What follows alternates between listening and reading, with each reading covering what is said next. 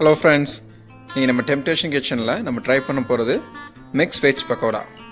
இது வந்து வெஜிடபிள் பிடிக்காத குழந்தைங்களுக்காகவும் பெரியவங்களுக்காகவுமே. ஸோ இதில் நம்ம யூஸ் பண்ண போகிற வெஜிடபிள்ஸ் பார்த்தீங்கன்னா carrot and palak, or we can call it spinach, and onions,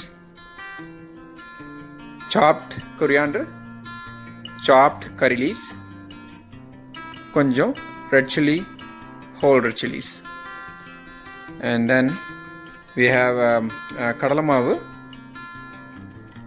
பெருங்காயம், அரிசி மாவு.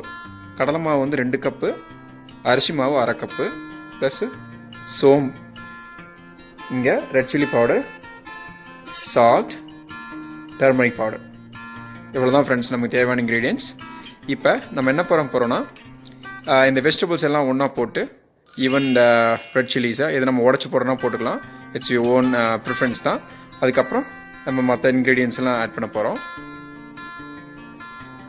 சாரி ஃப்ரெண்ட்ஸ், இது கூட ஒரு முக்கியமான இன்க்ரீடியண்ட்டை நான் ஆட் பண்ண மறந்துட்டேன். நம்ம சாப்டு ஜிஞ்சர், அதை இப்போ நான் ஆட் பண்ணிட்டேன்.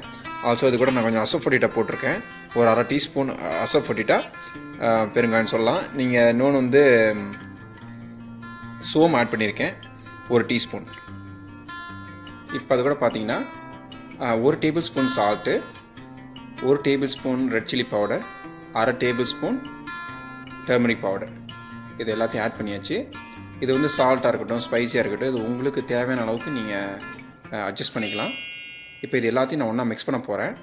தண்ணி எதுவும் விடுறதுக்கு முன்னாடி ஃபஸ்ட்டு எல்லாத்தையும் நல்லா மிக்ஸ் பண்ணிவிட்டு நம்ம தண்ணி கொஞ்சமாக தான் தெளிக்க போகிறோம். ஓகே ஃப்ரெண்ட்ஸ், இப்போ அந்த எல்லா இன்க்ரீடியன்ஸ் ஒன்றா நான் வந்து மிக்ஸ் பண்ணிவிட்டேன் தண்ணி விடுறதுக்கு முன்னாடி. ஏன்னா தண்ணி விட்டாச்சுன்னா வந்து அந்த சால்ட்டு மற்ற இன்க்ரீடியன்ஸ்லாம் ஈவனாக ஸ்ப்ரெட் ஆகாது. ஸோ அதுக்கு முன்னாடி எல்லாத்தையும் நம்ம வந்து கிளறி வச்சுக்கிறோம். இதுக்கப்புறம் நம்ம தண்ணி தெளிக்கலாம். இப்போ இதெல்லாம் மிக்ஸ் பண்ணியாச்சு. 1 கப் தண்ணி விட்டுருக்கேன். இந்த கப்பில் வந்து 1 கப் தண்ணி விட்டுருக்கேன். இது வந்து நீங்கள் ரொம்ப தண்ணி விட்டுறக்கூடாது, அப்புறம் பக்கோடா மாதிரி வராது, அதனுடைய அந்த கிறிஸ்ப்னஸ் கிடைக்காது. அளவாக தண்ணி விட்டு ஜஸ்ட்டு எல்லாத்தையும் ஜஸ்ட்டு பைண்ட் பண்ணுற அளவுக்கு இருந்தால் போதும். தேவைப்பட்ட தண்ணி நம்ம ஆட் பண்ணிக்கலாம். அதனால் முன்னாடி அவசரப்பட்டு தண்ணி விட்டுறாதீங்க. ஓகே ஃப்ரெண்ட்ஸ், இப்போ நம்ம எண்ணெய் நல்லா சூடாகிடுச்சு. நம்ம மீடியமில் வச்சுட்டு நம்ம இப்போ பக்கோடா போட ஆரம்பிச்சிடலாம். நம்ம வந்து இப்படி ஜஸ்ட் இந்த பக்கோடாவை நம்ம கையில் இப்படி உதுத்து விட்டாவே போதும். இது பெரிய ஸ்கில் எதுவும் தேவையில்லை.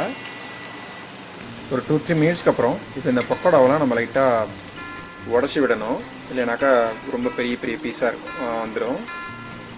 ஈகோ ஃப்ரெண்ட்ஸ், இந்த mixed veg healthy pakoda is ready. இது மாதிரி ஒரு நல்ல பக்கோடா அவங்க முன்னாடி இப்போ இருந்தால் எப்படி இருக்குன்னு யோசிச்சு பாருங்கள். யோசித்த கையோட ஒரு ட்ரை பண்ணி பாருங்கள். பண்ணிவிட்டு எப்படி இருக்குன்னு சொல்லி கொஞ்சம் கமெண்ட் பண்ணுங்கள். And please don't forget to subscribe and press the bell button. Thank you.